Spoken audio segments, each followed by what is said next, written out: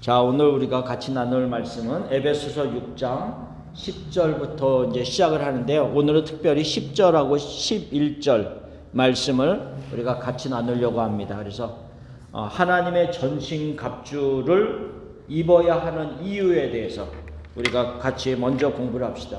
그러니까 하나님의 전신 갑주가 무엇인지, 우리가 하나님의 전신 갑주를 입으라라고 말씀하시는데 그것이 무엇인지는 나중에 이제 하나씩 나누겠지만 오늘은 우리가 하나님의 전신 갑주를 왜 입어야 하는지 그 이유에 대해서 성경에 나와 있는 10절과 11절의 말씀을 통해서 우리가 같이 나누려고 합니다. 우리가 지금 이제 그 에베소서 6장 10절 시작을 보면 끝으로 이렇게 시작합니다. 끝으로. 그러니까 결론을 내린다는 거죠. 그러니까 에베소서를 사도 바울이 쭉 써서 서신을 보내는데 서신을 쓰면서 조수가 딴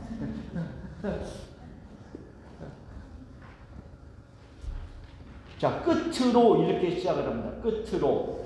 그러니까 마지막에 이제 결론을 내린다는 거예요. 서신의 마지막 결론을 내린다는 건데, 왜 사도 바울이 편지를 쓰면서 에베소서를 쓰면서 마지막 결론 부분을 이런 영적인 전쟁의 부분으로 마치고 있는가? 우리가 이런 것도 한번 생각해 볼 필요가 있다는 거죠. 그 말의 의미는 에베소서를 쓰는데 우리가 다시 정리해 보면 에베소서는 1장부터 3장까지는 교리적인 부분이라고 그랬어요. 그래서 우리가 그리스도 안에 있는 우리들이 어떠한 하늘에 속한 신령한 복을 받았는지 그런 어떤 진리적인 부분에 대해서 쭉 열거를 했습니다. 창세전에 우리를 택하시고 하나님 안에서 우리를 예정하시고 그 다음에 그리스도의 피로 우리를 구속하여 주시고 그 다음에 우리에게 지혜와 총명을 주셔서 이 모든 계획을 알게 하여 주시고 성령을 우리에게 주셔서 우리가 기업이 되게 하시고 이런 모든 하늘에 속한 복들을 알려주신 이후에 그런 모습으로 하나씩 1장부터 3장까지는 그거를 풀어서 설명을 했단 말이죠. 그리고 4장부터 와서는 그러면 우리가 그러한 복을 누린 자들이 어떻게 신앙생활을 해야 되는지를 얘기했어요. 그래서 제가 여기다가 간략하게 쓰는 것은 4장에서는 부르심을 받은 일에 합당하게 행하라. 너희가 그리스도 안에서 하나님께서 너희를 부르셔서 교회가 되게 하셨고 거룩한 성전이 되게 하셨는데 그 교회된 부르심에 합당한 모습으로 살아라 라고 하는 것이 4장의 전체 흐르는 내용이었어요. 그리고 5장에 가서는 또 어떻게 시작을 하냐면 하나님을 본받는 자가 되라. 그래서 하나님을 본받는 자가 되기 위해서는 또 어떠한 삶을 살아야 되는지 또한 빛과 어두움에 대한 이야기도 했고 어떤 빛의 열매를 맺어야 되는 것도 얘기하고 그랬습니다. 그리고 나서 마지막 5장 마지막 부분에 가면은 너희가 세월을 아끼라 때가 악하니라 라고 하면서 성령의 충만을 받을 것에 대한 이야기를 했단 말이죠. 이렇게 4장에서부터 이제 6장까지 쭉 이어져 가다가 6장의 마지막 부분에서는 영적으로 이제 무장해야 되는 이유를 얘기하면서 마무리 짓고 있다는 거죠. 왜? 에베소서를 그렇게 결론을 져야 되는 이유가 무엇이냐? 그 당시 에베소서를 받아보는 그 성도들이 살고 있는 에베소서는 그만큼 영적인 전쟁이 날마다 이루어지고 있는 환경이 있다는 거죠. 그래서 여기서 제가 몇 가지만 써놨어요. 첫 번째로는 에베소서에는 뭐가 있어요? 아담의 신전이 있었어요. 아담의 신전이 있었는데 그 신전의 크기가 어마어마했다는 거죠. 그 당시에 7대 불가사의의 너무너무 이걸 어떻게 지었지? 라고 할 정도로 엄청난 신전이 있었다는 거예요. 근데 그렇게 큰 신전이 있다는 의미가 뭐예요? 그만큼 그 모든 에베소의 사람들이 거기에 정신적으로 지배당하고 있는 그만큼 큰 어떤 섬김의 대상이었다라는 것을 얘기하고 있습니다. 그리고 그 사람들이 정신적으로만 섬겼어요? 아니면 경제적으로도 얼마나 큰 이익을 받았는지 모릅니다. 그래서 사도행전 19장 같은 데 보면 사도 바울이 가서 복음을 전할 때 그 아담의 신전의 일로 인해서 그 아담의 신전을 조그맣게 만들어서 팔아갖고 경제적으로 이익을 보는 사람들, 마술과 주술을 하면서 그 많은 것들을 또 경제적으로 이득을 보는 사람들이 복음을 듣고 그런 것들을 내려놓고 마술을 하던 그 주술책들을 다 태워버리고 막 이러니까는 경제적으로 너무 큰 손해를 보기 시작했다는 거죠. 그래서 그것에 큰 타격을 받은 사람들이 막 굉장히 저항을 하는 내용이 사도행전 19장에 나옵니다. 그래서 굉장히 경제적으로도 중요한 생활 수단이었던 그 것들이었다. 그 다음에 우상숭배와 주술 마술이 성행했던 도시다. 예수님의 복음에 강하게 저항하면서 복음 전하는 자들을 위협하던 것이 에베소 도시였단 말이죠. 그러면 그 도시에 살고 있는 성도들이 매일매일의 삶이 사실은 영적인 전쟁이죠. 근데 지금 에베소서를 지금 몇 가지 특징을 줬지만 마찬가지로 우리들이 살고 있는 도시도 생각해보면 별반 다를 바가 없어요. 그렇죠? 별반 다를 바가 없어요. 아담의 신전과 같은 수많은 우상들이 우리 주위에 얼마나 많이 있습니까? 곳곳을 보면 마술, 주술, 어떤 심령술사, 팜 리더, 별의별 것들이 우리 주위에도 다니다 보면 많이 있어요. 하다못해 우리가 매스컴을 틀면 매스컴에서도 그런 어떤 드라마나 예능이나 이런 걸 하면서도 자연스럽게 그런 것들을 접하게 되는 일들이 실상적으로 일어나고 있는 건 현실입니다. 똑같다는 거죠. 그래서 그런 시대에 살고 있는 에베소 성도들에게 너희가 지금 하늘의 복을 받았고 어떻게 살아야 되는지도 알지만 막상 그렇게 이제 살기를 시작할 때 저절로 그 일이 이루어지지는 않을 것이다. 왜? 전쟁을 통해서 쟁취를 해야 되는 일이었기 때문에 그거에 대한 이야기를 하고 있는 겁니다.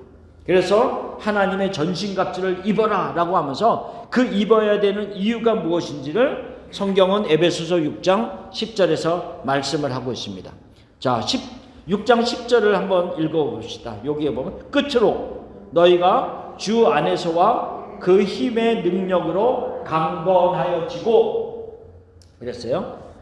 주 안에서와 그 힘의 능력으로 강건하라. 그래서 우리가 전신갑주를 입어야 되는 첫 번째 이유, 강해지기 위해서 입습니다. 그러니까 제가 만약 지금은 더 아주 무서운 무기들이 많지만 옛날의 의미로 생각할 때 내가 칼로 싸운다라고 생각했을 때 맨몸으로 내가 싸우는 것과 내가 갑옷을 입고 싸울 때 상대방이 나를 칼로 탁 쳤는데 내가 갑옷을 안 입었으면 완전히 여기에 팍 파이겠죠. 상처가 나서 큰 일이 일어나겠죠. 그러나 갑옷이 지켜주는 것처럼 강해지기 위해서 내가 갑옷을 입는다라고 하는 것을 말하고 있습니다. 근데 여기서 질문을 하나 있어요. 주 안에서 강해지라고 했거든요. 그러면 내가 주 안에 있는 게 어떻게 영적으로 강해질 수 있는가? 이거 우리가 질문. 내가 주님 안에 있는 거 오케이. 근데 주님 안에 있다고 해서 어떻게 내가 강해질 수 있는가? 라는 질문을 해볼 수가 있다는 거죠. 어떻게 강해질 수 있어요? 주 안에 있는데. 우리는 다 지금 주 안에 있잖아요. 우리는 예수님 안에 있잖아요. 그렇죠?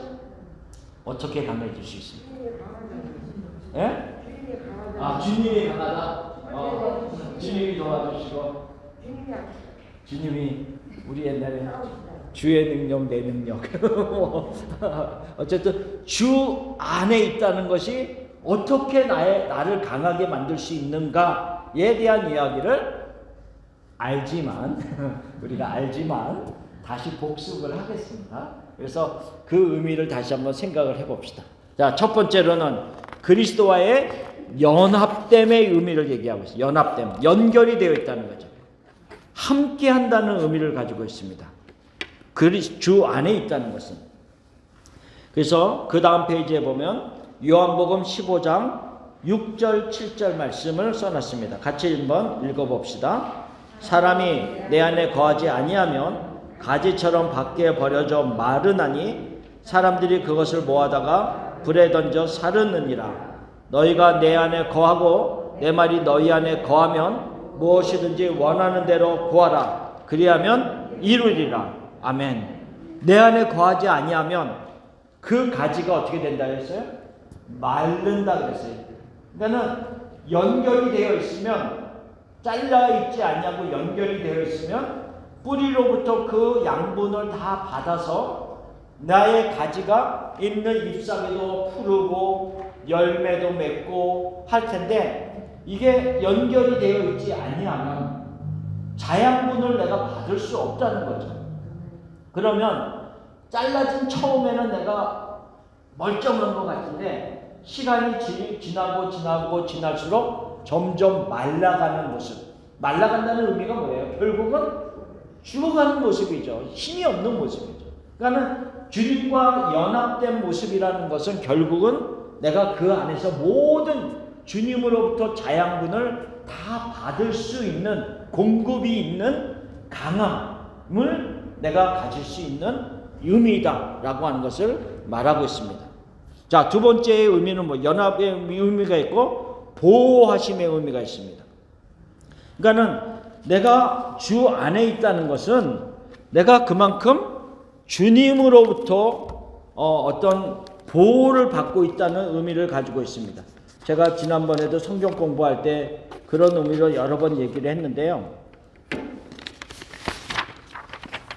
우리가 이런 종이가 있는 얘기를 많이 했어요. 그렇죠? 무슨 얘기를 하려고 하냐면, 자, 우리의 얼마나 종이가 약합니까? 그렇죠? 약하죠. 그러니까는 이거는 우리가 이렇게 찢으면 이렇게 그냥 찢어져 버리는 약함이라고 말이죠. 공격해서 오면은 이거는 어떻게 버틸 수가 없는, 우리가 이 세상을 살면서 여러 가지 시련을 당할 때 부딪히고 이렇게 찢기고 할 때 이렇게 하면 찢어지는 그 연약함이라고. 그러니까 우리의 모습은 이렇게 연약해요. 사실은 이렇게 연약해요. 근데 이 연약함이 어떻게 하면 강해질 수 있냐면, 모든 공격으로부터 어떻게 하면 강해질 수 있다고 했어요? 어떻게? 어디 안에 들어가면? 어디 안에 들어가면? 예. 그러니까 우리가 그런 예화를 들었잖아요. 이렇게 우리가 말씀 안으로 쏙 들어가면 성경책 안에 이게 공격해 올 때 나를 찌르는 것이 아니라 막아준단 말이에요. 그러니까 이 두꺼운 책이 나를 보호해주고 나의 능력이 되는 거랑 마찬가지라는 거예요. 그러니까 내가 주 안에 있다는 것은 결국은 내가 강하다는 의미가 아니라 주님이 보호하심으로 인하여서 내가 강해질 수 있다는 의미를 가지고 있습니다. 그래서 여기에 보면은 시편 91편 1절 2절 말씀을 써놨어요. 같이 한번 읽어봅시다. 지존자의 은밀한 곳에 거주하며 전능자의 그늘 아래에 사는 자여, 나는 여호와를 향하여 말하기를 그는 나의 피난처요 나의 요새요 내가 의뢰하는 하나님이라 하리니. 그러니까 내가 하나님의 그 은밀한 곳, 하나님의 그 비밀한 곳에 내가 거하면서 내가 보호를 받는다는 의미예요. 그러면서 그 보호를 받는 그 시편 기자가 뭐라 그랬어요? 하나님은 나의 피난처요 나의 요새요 내가 의뢰하는 하나님이라. 그러니까 마치 이게 성경책에 딱 들어와서 하나님 앞에 말하는 거예요. 하나님은 나의 피난처입니다. 이게 숨었단 말이에요. 하나님은 나의 피난처요 하나님은 나의 요새요. 그렇죠? 모든 악한 자로부터 나를 보호하는 성과 요새가. 그래서 하나님의 말씀, 갑자기 내가 스가랴서인가요? 그 말씀에 보면은 이 말씀이 있어요. 그 포로된 이후에 모든 예루살렘 성벽이 다 무너져 있는 그 상황 속에서 하나님께서 그들에게 뭐라고 말씀하시냐면, 너희가 이 모든 눈에 보이는 성벽이 다 무너져서 너희를 보호할 수 없지만 내가 너희의 불성곽이 되어서 너희를 지키리라. 라는 말씀이 나오고, 그게 바로 이 말씀이라니까. 하나님이 나의 피난처시고 나의 요새시고 나의 성곽이 되시고 나를 보호하시는 하나님이십니다. 그러기에 내가 하나님을 의뢰합니다 라고 고백을 한다는 거죠. 그러니까 주 안에 있다는 것은 모든 어떤 악한 것의 공격으로부터 나를 보호해 줌으로 인하여서 내가 강해질 수 있는 근거가 된다라는 것을 말하고 있어요. 자, 요한복음 10장 28절 29절.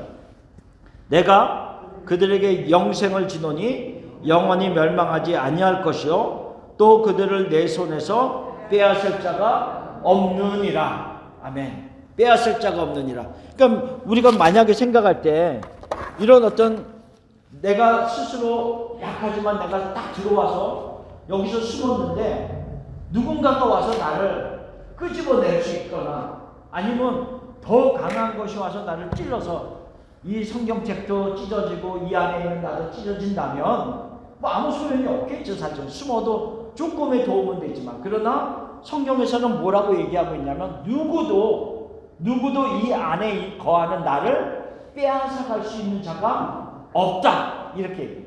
빼앗아갈 수 있는 자가 없다라고 말씀을 하고 있다는 거죠. 그러니까는 이 안에, 주 안에 거하는 것이 가장 안전하다, 가장 안전하다라는 것을 말씀을 하고 있는 겁니다. 그래서 주 안에 있다는 의미, 내가 주 안에 있다고 하는 의미는 주님 안에서 내가 연합이 되어지고 주님 안에서 내가 보호를 받는, 그러므로 인하여서 내가 강해질 수 있는 어떤 출발점과 같습니다.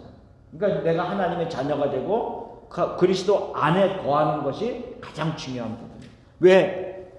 에베소서 1장을 보세요. 에베소서 1장을 보면 우리가 에베소서 1장을 공부할 때 많이 나오는, 반복해서 나오는 단어가 있었어요. 그게 뭐였어요? 주 안에서, 그리스도 안에서, 그리스도 예수 안에서. 이 말이 에베소서 1장에 계속 반복해서 나온다고요. 그러니까 하늘에 속한 모든 신령한 복을 누가 받느냐? 그리스도 안에 있는 자들이. 여기서 시작된 거거든요. 여기서 시작된 거기 때문에 지금 에베소서 1장에서 시작된 그리스도 예수 안이라고 하는 이 핵심적인 단어가 지금 에베소서 6장에 와서 다시 결론적으로 똑같이 얘기합니다. 너희가 그 안에 머물 때에 강해지는 거다 라고 하는 거야. 너희가 이 안에 거하는 것이 내가 너무 무서워. 예를 들면 출애굽할 때 그 밖에다가 어린 양의 피를 발라놨긴 했지만 막 옆에서 막 죽는 소리가 막 난다면 내가 여 안에 있다가 죽는 거 아니야? 너무 무서워. 그래서 그 문설주에 피를 발라놓은 집을 나가서 다른 곳으로 도망가는 순간 어떻게 돼요? 그렇죠. 그러니까는 내가 아무리 불안해도, 내 감정은 불안해도 문설주에 피를 발라놓은 집 안에 거할 때 안전한 거거든요. 마찬가지라는 거죠. 내가 아무리 감정적으로 흔들리고 약하고 한다 할지라도 그리스도 예수 안에 거하는 것이 지금 가장 강해질 수 있는 출발점이라고 하는 것을 말씀을 하고 있습니다. 자, 그러면 두 번째로 아까 요한복음 10장에서 아무도 내 손에서 빼앗을 자가 없다라고 얘기했는데 그거의 연결점입니다. 그러면서 아까 에베소서 6장 10절에서 뭐냐면 주 안에서와 그 다음에 뭐라 했어요? 그 힘의 능력으로 강해지라 그랬어요. 그 힘의, 예수 그리스도의 능력으로 강해지라 그랬어요. 그러면 예수 그리스도의 능력으로 강해지려고 하는데 예수님의 능력이 무엇인지를 알아야 될 거 아니에요. 예수님의 능력이 무엇인지를 알아야 내가 강해질 수 있는 거잖아요. 그래서 핵심적인 내용 몇 가지만 얘기했어요. 써놨어요. 첫 번째, 예수님의 능력은 무슨 능력이다? 창조의 능력이다. 그러니까 창조주 하나님이라는 거예요. 모든 것이 없는 이 암흑의 세계에서 천지를 창조하시고 빛이 있게 하시고 하나하나 말씀을 통해서 창조해 나가시는 그 모든 일들이 예수 그리스도께서 함께 그 만물을 창조하셨다라고 하는 것을 말씀하고 있다는 거죠. 그래서 골로새서 1장 6절 말씀, 16절 말씀 읽어봅시다. 만물이 그에게서 창조되되 하늘과 땅에서 보이는 것들과 보이지 않는 것들과 혹은 왕권들이나 주권들이나 통치자들이나 권세들이나 만물이 다 그로 말미암고 그를 위하여 창조되었고 라고 얘기하고 있습니다. 창조의 능력. 우리가 지금 IT 시대를 살아가고 있는데 우리가 뭐 컴퓨터를 얼마나 지금 잘 활용하기도 하고 스마트폰을 써서 활용하기도 하고, 물론 스마트폰의 기능을 우리가 다 쓸 수는 없겠지만 최소한의 어느 부분을 활용하면서 지내가고 있습니다. 근데 우리가 생각해도 야, 이걸 처음에 만든 사람은 어떻게 이걸 만들었지? 좀 어떤 때는 놀라기도 해요. 우리가 별것 아닌 것도 이제는 스마트폰 안에서 다 플래시라이트 탁 켜갖고 비춰보잖아. 옛날에는 그 하나 어디 있지? 서랍 꺼내고 막 이러던 게 이제는 다 하나씩 갖고 다니다가 탁 해서 뚝 누르면 빛이 나와서 다 보기도 하고 전화도 하고 검색도 하고 뭐 별의별 기능이 그 안에 다 갖춰 있는데 만든 사람 참 기가 막혀. 어떻게 이걸 만들었지? 어떻게 만들?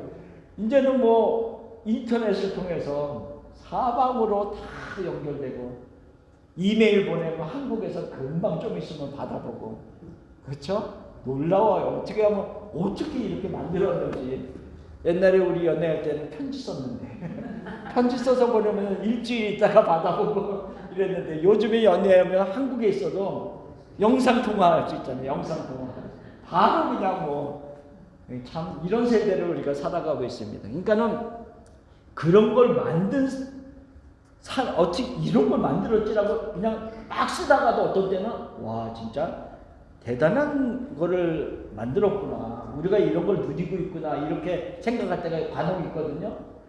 근데 우리가 이 예수님이 천지를 창조하셨다. 엄청난, 우리가 지금 뭐 살고 있는 요 부분밖에 못 보지만 진짜 명소를 가고 하다 보면 와 이런 데가 얼마나 많이 있어. 그러니까는 천지를 창조하신 예수님의 그 능력으로 너희가 강해지라 이렇게 얘기했어요. 그 능력이 있다는 거죠. 자, 두 번째, 예수님에게는 어느 능력이 있었습니까? 죽음을 이기시고 부활하신 능력이 있다는 거죠. 죽음을 이기셨어요. 사망의 권세를 깨뜨리시고 이기셨어요. 그래서 고린도전서 15장 20절, 55절, 57절 핵심되는 부분만 제가 써놨습니다. 한번 읽어봅시다. 그러나 이제 그리스도께서 죽은 자 가운데서 다시 살아 잠자는 자들의 첫 열매가 되셨도다. 사망아 너의 승리가 어디 있느냐? 사망아 내가 쏘는 것이 어디 있느냐? 우리 주 예수 그리스도로 말미암아 우리에게 승리를 주시는 하나님께 감사하노니. 아멘. 자, 고린도전서 15장 20절에는 예수님이 부활하셨는데 부활에 뭐라고 그랬어요? 첫 열매라고 했어요. 첫 열매라고 하는 의미는 뭐냐면 다음 열매가 있다는 거예요. 두 번째 열매, 세 번째 열매, 계속 열매가 있다는 거예요. 그러니까 부활의 첫 열매이고 우리들은 그 다음에 계속해서 이어지는 열매 중에 하나인 거예요. 우리도 부활한다는 의미입니다. 우리도 부활한다.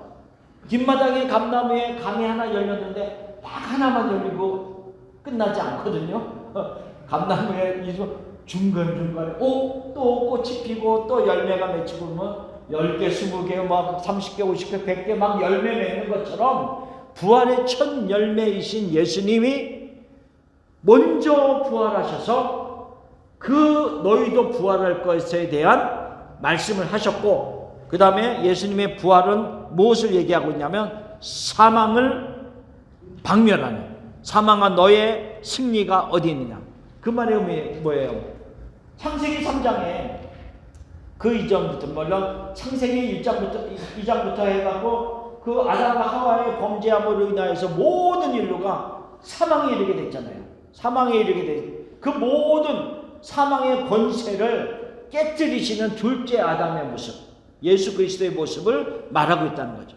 사망아, 너의 권세, 너의 승리가 어디 있느냐? 내가 부활함으로, 내가 죽고 다시 살아남으로 말미암아 너의 모든 사망의 권세를 깨뜨렸더라 라고 말하고 있다는 거죠. 그러면서 57절에 뭐라 했어요? 우리 주 예수 그리스도로 말미암아 우리에게 승리를 주시는, 사망의 권세를 깨뜨리시고 우리도 부활의 열매로 맺히게 하시는, 우리에게 승리를 주시는 하나님께 감사하다라고 하는 것을 말하고 있습니다. 그러니까 결국은 뭐예요? 예수님의 부활의 능력이 우리에게까지 연결되었다는 것을 얘기하고 있어요. 그러니까 우리가 아까 그의 능력으로 강건해지라고 그랬잖아요. 그러니까 예수님의 부활의 능력이 예수님에게만 머문 것이 아니라는 거죠. 어떻게? 나에게까지 왔다는 것입니다. 그래서 나도 부활의 몸으로 변화되어질 것이고 승리할 것을 얘기하고 있습니다. 자, 세 번째는 사탄을 이기신 능력입니다. 이게 뭐 이번의 내용하고 같은 연결인데요. 사탄을 이기신 능력입니다. 히브리서 2장 14절에 보면 죽음을 통하여 죽음의 세력을 잡은 자 곧 마귀를 멸하시고, 그러니까 예수님이 죽으셔서 그 죽음의 권세를 멸하셨다는 거죠. 근데 예수님이 죽고 나서 계속 죽음 가운데 머물러 있었다. 그러면 사탄의 권세를 멸할 수가 없었어요. 중요한 건 뭐예요? 부활하셨기 때문에 멸하시는 거예요. 부활하셨기 때문에. 그래서 고린도전서 15장에 보면 예수님의 부활이 없으면 뭐라 그랬어요? 우리의 믿음도 헛것이고 우리가 가장 비참한 자의 모습이다 라고 말했다. 그러니까 예수님의 부활은 그 능력이 있는 것이고 우리도 그 부활에 동참할 수 있다. 사단의 권세를 깨트린 그런 모습입니다. 자, 그 다음에 네 번째로는 예수님의 능력은 어떤 능력이다? 만왕의 왕으로서의 능력, 권세임을 얘기하고 있습니다. 계시록 17장 14절 말씀 같이 읽어봅시다. 그들이 어린 양과 더불어 싸우려니와 어린 양은 만주의 주시요 만왕의 왕이심으로 그들을 이기실 터이요 또 그와 함께 있는 자들 곧 부르심을 받고 택하심을 받은 진실한 자들도 이기리로다. 아멘. 아멘. 이 세상의 세력들이, 짐승의 세력들이 어린 양과 함께 전쟁을 일으키지만 결국은 어떻게 되는지, 어린 양은 뭐라 그랬어요? 만주의 주이시고 만왕의 왕이심으로 그들을 이기실 터이요. 예수님만 이기는 것이 아니라 예수님을 따르는 흰 옷을 입은 우리들도 어떻게 해요? 승리하리라 라는 것을 말씀하고 있습니다. 그러니까 예수님의 능력은 나의 능력이다. 예수님의 능력, 나의 능력이라고 하는 것을 말하고 있습니다. 그래서 지금 그 생각을 하면서 에베소서 6장 10절 말씀을 다시 읽어보면요. 끝으로 너희가 주 안에서와 그 힘의 능력으로 강건하여지고, 이게 무슨 주 안에서와 주 안에 있는 힘으로 강건해지고 그 힘의 능력으로, 창조의 능력으로, 부활의 능력으로, 마귀를 이기신 그 능력으로, 만왕의 왕이신 그 능력으로 우리에게 연합되어짐으로 말미암아 우리도 강건하여진다라고 하는 것을 말씀하고 있습니다. 그래서 아까 그 말씀을 다시 써놨어요. 요한복음 10장 28절 그리고 29절도 써놨어요. 다시 한번 읽어봅시다. 내가 그들에게 영생을 주노니 영원히 멸망하지 아니할 것이요 또 그들을 내 손에서 빼앗을 자가 없느니라. 그들을 주신 내 아버지는 만물보다 크심에 아무도 아버지의 손에서 빼앗을 수 없느니라. 아멘. 그래서 이 요한복음 10장 28절 29절은 두 강조를 하고 있어요. 하나는 예수님의 손에서 빼앗을 수도 없고 29절은 하나님 아버지의 손에서 빼앗을 수 없고 강조하는 거죠. 그러니까 도무지 우리를 그리스도 안에 머물러 있는 우리들, 하나님은 나의 요새고 나의 산성이시고 나의 피난처인 그곳에 머물고 있는 우리들을 빼앗아갈 수 있는, 끄집어낼 수 있는 능력 있는 자는 없다라고 하는 것을 말씀을 하고 있는 겁니다. 그래서 우리가 하나님의 전신갑주를 입어야 되는 이유, 강해지기 위해서. 근데 그 강함은 주 안에서와 주님의 능력으로 강해질 수 있다라는 것을 말하고 있습니다. 자, 두 번째 이유, 우리가 하나님의 전신갑주를 입어야 되는 이유, 마귀의 간계를 능히 대적하기 위하여 하나님의 전신갑주를 입으라 그랬어요.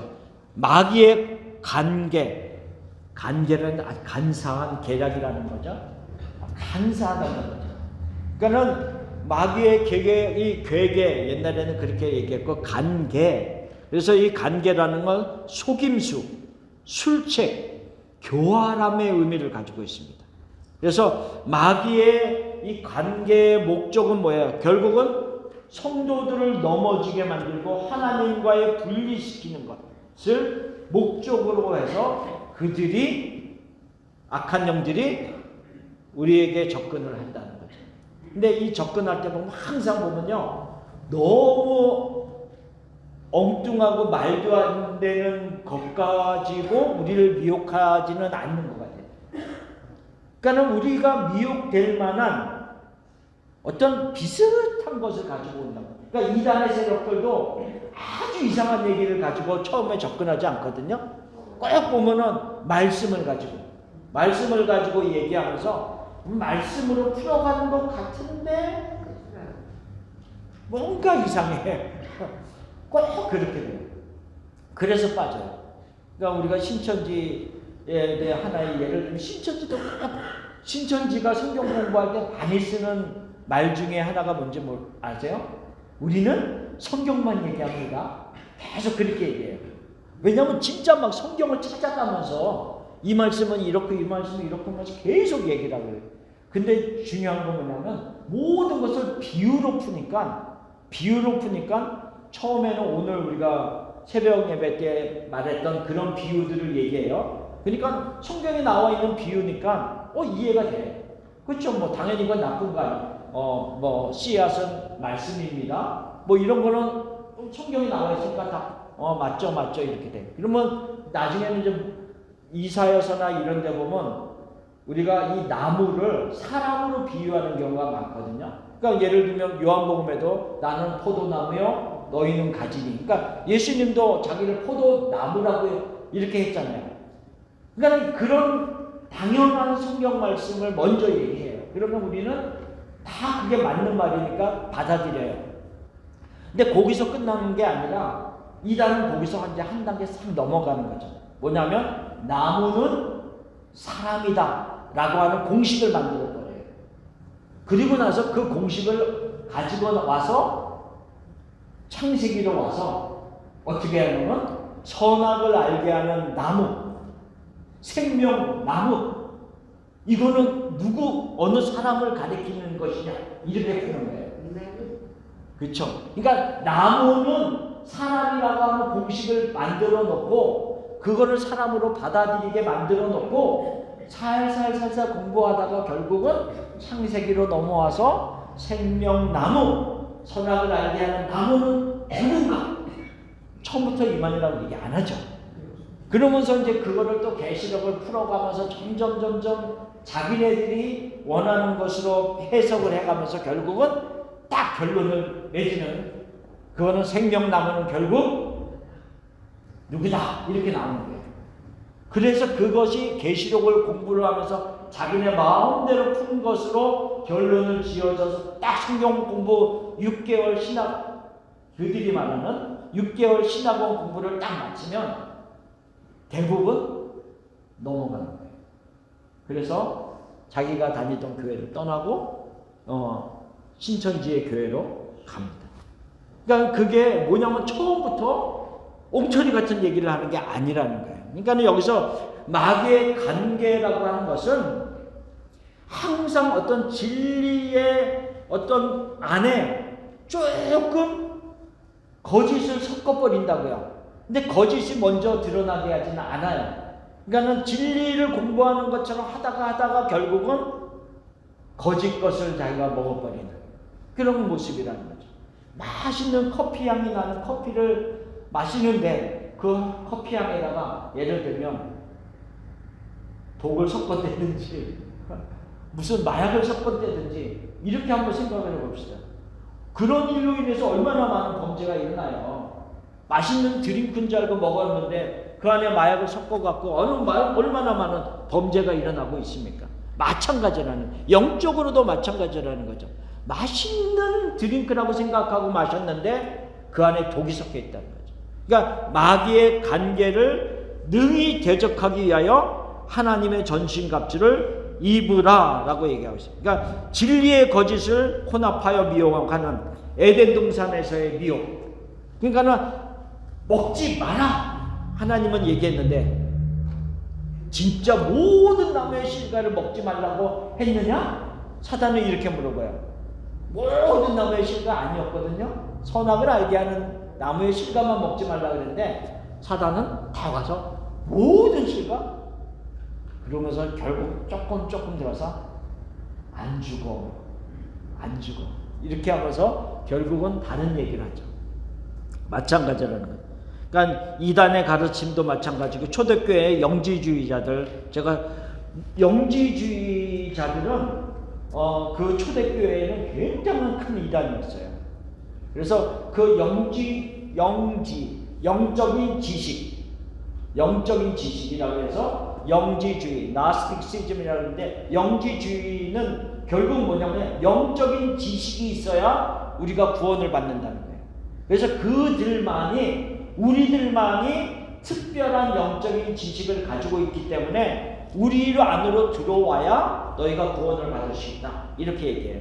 근데 그 영지주의자들이 주장하는 가장 중요한 포인트 중에 하나가 뭐냐면 영적인 것은 선하지만 육적인 것은 악하다는 게, 그게 헬라의 어떤 문학적인 영향을 받은 거거든요. 그래서 이원론적인 부분이라고 우리가 얘기하는데 뭐냐, 영적인 것은 선하지만 육체는 악하기 때문에 예수님이 육체를 입고 이 세상에 오지 않았다 이렇게 주장합니다.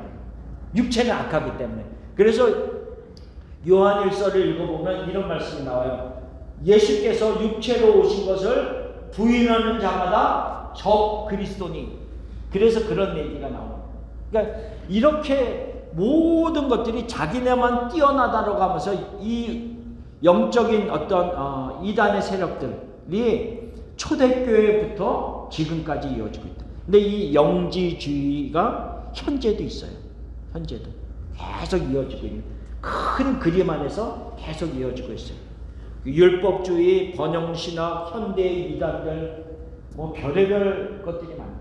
우리가 참 그 번영신학, 제가 가끔씩 얘기하는데 번영신학이라고 하는 것은 이 세상에서 우리가 축복을 받아야 하나님의 복을 누리는 자들이다 라고 하는 거죠.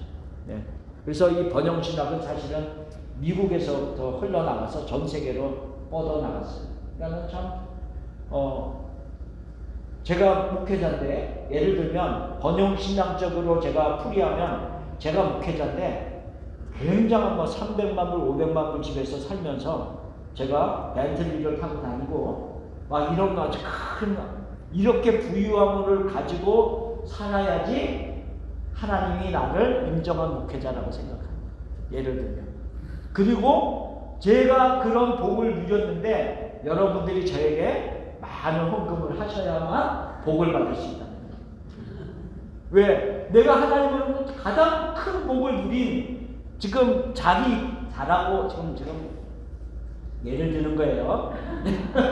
진짜로 그런 거 없지만 예를 들면, 그러니까 내가 가장 큰 물질의 복을 누리고 있는 목회자에게 여러분들이 헌금을 하고 그를 섬기고 해야지만 여러분들도 하나님의 복을 누릴 수 있습니다.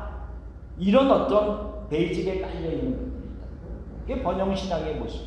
그러니까 이 세상의 복을 누려. 그들이 볼 때 이 세상에서 어떤 물질적인 충분한 복을 누리고 있지 아니하는 자들은 분명히 문제가 있는 사람이다. 이렇게 풀이할 수 있는 부분들이에요.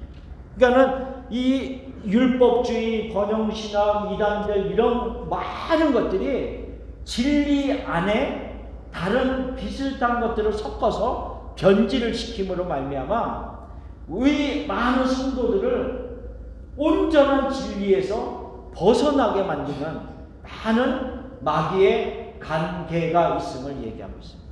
그러니까 우리가 정신을 차리지 못하는 말씀으로 무장하지 아니하면, 하나님의 전신갑주를 입지 아니하면 우리도 모르게 이런 것이 진리인 것처럼 생각해서 우리가 미혹받아서 떠나갈 수 있다는 것입니다. 그러니까 정신을 차려야 돼요. 예, 하나님의 그래서 전신갑주를 입어야 된다라고 말하고 있는 겁니다. 자, 세 번째, 우리가 하나님의 전신갑주를 입어야 되는 이유, 하나님의 군대의 영적 정체성을 가지기 위함이다. 이 말의 의미가 뭐냐면요, 자, 우리가 갑옷을 입는데 우리가 뭐 로마 이런 걸 떠나서 우리가 우리나라 사극을 봐도요, 고려 시대의 갑옷도 있고 조선 시대의 갑옷도 있고, 아니면 저 북방에서 뭐 몽골이나 다른 나라에서 쳐들어올 때 그들이 입고 오는 갑옷이 다 달라요. 그러니까 나라마다, 민족들마다 그 갑옷의 형태와 색깔과 이런 모습들이 다 다르단 말이죠. 그러면 제가 만일에 육탄 방어전으로 막 싸워야 되는데, 우리가 싸울 때 그 모습들을 보면서 아군인가 적군인가를 구별해낼 수가 있다는 거죠. 그렇죠. 그 입은 것을 통해서 내가 아군인가 적군인가를 알 수 있고, 같은 군대에 같은 옷을 입고 있음으로 말미암아 같은 민족의 같은 팀이다라고 하는 정체성을 가질 수 있다는 거예요. 근데 여기서 뭐라 그래요? 어떤 갑옷을 입으라고 했어요? 전신갑주? 하나님의 전신갑주. 마귀의 전신갑주가 아니에요. 그렇죠? 하나님의 전신갑주를 입으라고 했어요. 그 말의 의미는 뭐냐? 하나님과 같은 팀의 옷이라는 거예요. 영적인 정체성을 가지고 있음을 얘기를 하고 있다는 거죠. 그래서 나를 보호하는 전신갑주이기도 하지만 나의 영적인 정체성이 드러나는 그런 옷이다라고 하는 것을 말하고 있는 겁니다. 자, 그래서 121페이지에 보면 우리가 갑옷을 통해서 아군과 적군이 구별되듯이 하나님의 전신갑주를 입은 자들은 세상과 사탄의 세력들, 그들이 입은 옷과도 구별된다는 거죠. 우리 여기 앉아있는 우리들은 다 같은 옷을 입은 거예요. 같은 옷을, 하나님의 전신갑주, 같은 옷을 입은 아군이라는 거예요. 같은 팀이라는 거죠. 우리끼리 싸우면 안 되는 거예요. 그죠? 우리끼리 싸우면 큰일 납니다. 우리는 같은 팀입니다. 자, 한번 생각해. 운동 경기를 한다라고 생각해요. 축구를 한다 생각해요. 축구를 하는데 내가 지금 막 뛰는데 내가 저 팀에 속해 있는지 이 팀에 속해 있는지 모른 채로 뛰어다니면 되겠어요? 안 되겠어요? 이거 난리 납니다.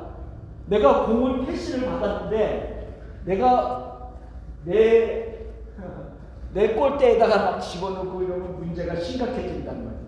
내가 속해 있는 영적인 정체성, 내가 어느 팀이라고 하는 것을 확실히 알아야 되는 거예요. 그러니까 우리가 축구 경기를 봐도 11명이 팀으로 구별되어 있어서 그 사람들이 다른 옷을 입잖아요. 같은 팀의 옷을 입고 다른 팀의 옷을, 색깔이 다르잖아요. 그러니까는 구별을 한단 말이죠. 그러니까 패스를 하고 같은 팀으로 앞장서서 나갈 때 결국은 그 색깔로 우리가 구별하면서 사람들은 구경을 할 수도 있다는 것을 얘기를 하고 있습니다. 축구 경기를 하는데 같은 팀을 구별해낼 수가 있어야죠. 그래서 에베소서 5장 8절에는 뭐라 그랬습니까? 너희가 전에는 어둠이더니 이제는 주 안에서 빛이라, 빛의 자녀들처럼 행하라. 내가 얼마 전까지 A라고 하는 팀에서 축구 경기를 하다가 그 팀에서 경기를 하다가 트레이드를 했어요. 트레이드가 돼서 다른 B팀으로 간단 말이죠. 우리가 프로 선수들이 많이 그렇잖아요. 내가 B팀으로 갔는데 어느 날 경기를 했는데 내가 옛날에 있었던 팀이랑 경기를 했어요. 그럼 어떻게 해야 돼요? A팀은 내가 옛날에 있던 팀이고 B팀은 지금 있는 팀이에요. 그럼 어떻게 해야 돼요? A팀을 위해서 하면 됩니까? 옛날에 있던 팀을 위해서 내가 하면 안 되죠. 큰일 납니다. 그러면 그러면 내가 트레이드 돼서 B팀으로 갔으면 내가 그 팀의 일원이 돼서 옛날에 같이 있던 사람들과 경기를 하는 거죠. 네, 프로니까. 내가 옛날에는 어둠이었는데 이제는 빛으로 바뀌었어. 트레이드 됐어. 영적으로 트레이드가 됐어. 근데 영적인 전쟁을 하다 보면 옛날에 있던 어둠의 세력들과 내가 전쟁을 하네. 내가 옛날에 그래도 있었던 사람들인데 이제 그렇지만 더 이상 어둠이 아니라는 거예요. 어둠이 아니다. 그렇기 때문에 영적인 전쟁을 하는 데 있어서 너의 영적인 정체성을 확실하게 알아라. 전에는 어둠이었지만 이제도 어둠은 아니라는 거예요. 이제는 빛이라고 그랬어요. 어디 안에서? 주 안에서. 그렇죠? 그래서 에베소서는 계속 주 안, 그리스도 안, 이게 계속 반복해서 나옵니다. 이제는 빛의 힘으로 우리가 살아가고 있습니다. 로마서 13장 14절 오직 주 예수 그리스도로 옷 입고 정욕을 위하여 육신의 일을 도모하지 말라. 우리는 무슨 옷을 입었다고요? 그리스도 예수의 옷을 입었다는 거죠. 우리는 예수님의 옷을 입었습니다. 그렇죠? 그 밑에도 읽어봅시다. 자, 갈라디아서 3장 26절 27절 너희가 다 믿음으로 말미암아 그리스도 예수 안에서 하나님의 아들이 되었으니 누구든지 그리스도와 합하기 위하여 세례를 받은 자는 그리스도로 옷 입었느니라. 그리스도로 옷 입었다. 그리스도의 보혈의 피, 그리스도의 그 모든 의로움이 우리를 감싸줬다는 거죠. 그러니까 우리의 더 이상 나의 약함, 나의 죄, 나의 어떤 더러움, 이런 것들은 그리스도의 옷을 입음으로 말미암아 다 가리워졌다라고 하는 것을 말하고 있습니다. 다 가리워졌다. 자, 우리가 그것을 얘기할 때 옛날에 이런 도표를 들으면서 우리가 얘기했는데 그러니까 그리스도 안에 있는 나의 모습, 그리스도 안에 있는 어떤 찌그러져 있는 나의 모습이 점점 우리가 그리스도 안에서 성장해 나가면서 그리스도의 어떤 장성한 분량이 충만한 때까지 자라난다 그랬어요. 그런데 이거는 뭐냐면은 하나님이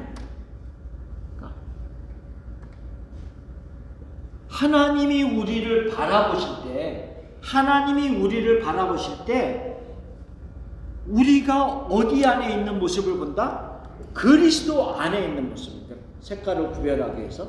자, 그리스도 안에 있는 모습을 봅니다. 나의 더러움과 나의 어떤 죄와 나의 어떤 부끄러움과 이런 모든 것들이 그리스도의 옷으로 다 가려져 있음을 이야기하고 있어요. 근데 성경에서 가끔 이런 말씀이 있죠. 그리스도가 내 안에 있다. 이런 얘기를 할 때가 있어요. 뭐냐면 나의 어떤 찌그러진 모습, 나의 어떤 더러운 모습들, 나의 안타까운 모습들 안에 그리스도가 있음을 얘기할 때가 있어요. 그리스도가. 근데 이제 우리가 살면서 우리가 이렇게 변화되어지듯이 우리가 살면서 이제 점점 깎이고 하면서 신앙의 모습으로 우리가 이제 점점 부드러워지겠죠. 근데 이런 시각은 누가 보는 거예요? 이런 시각은? 요 시각은 하나님이 보시고요. 요런 모습은 일반적인 사람들이, 세상의 사람들이 우리를 관찰할 때 보는 겁니다. 왠지 아세요?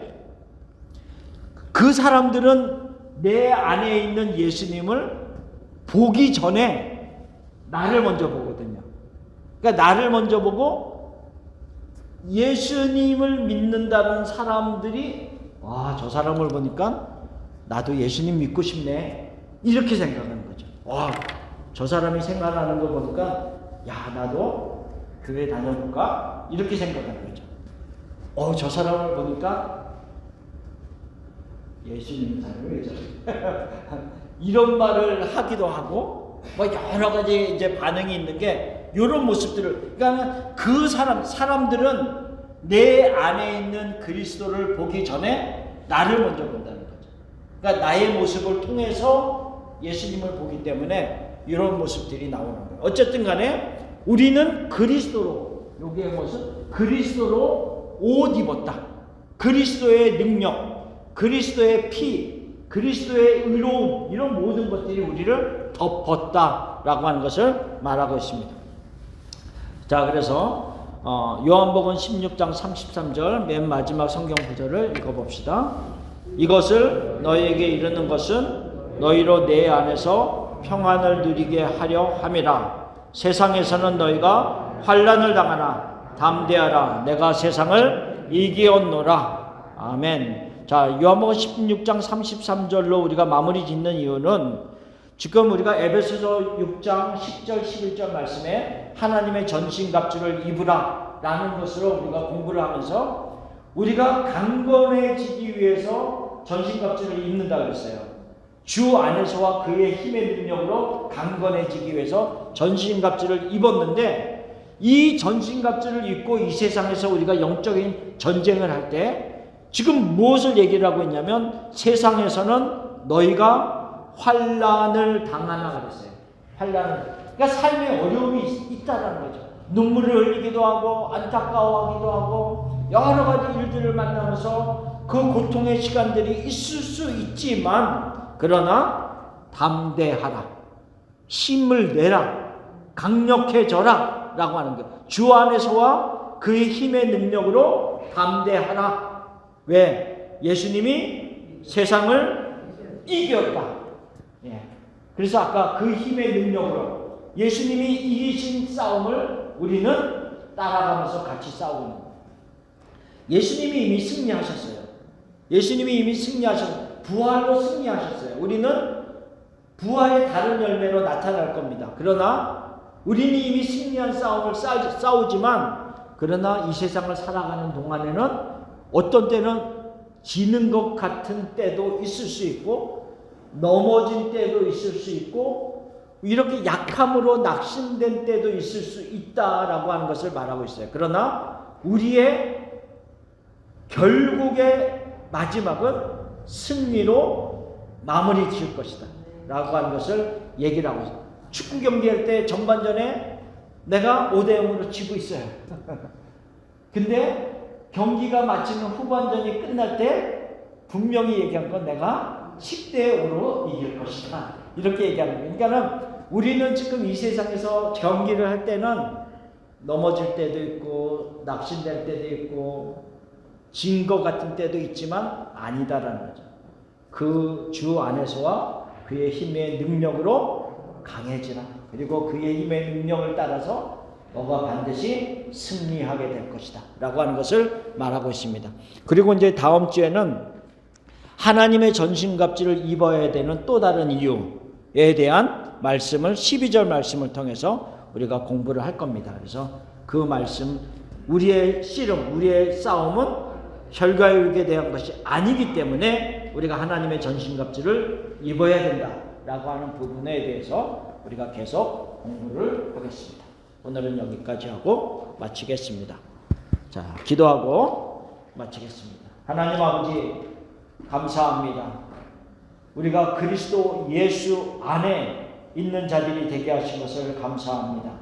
그리스도 예수와 함께 또한 그의 힘의 능력으로 우리가 승리하게 하시는 하나님의 역사가 있음을 인하여 감사를 드립니다.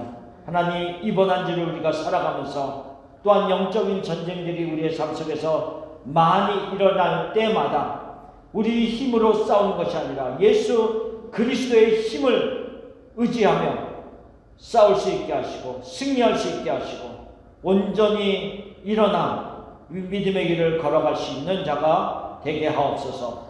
감사합니다. 예수님의 이름으로 기도합니다. 아멘. 네, 감사합니다.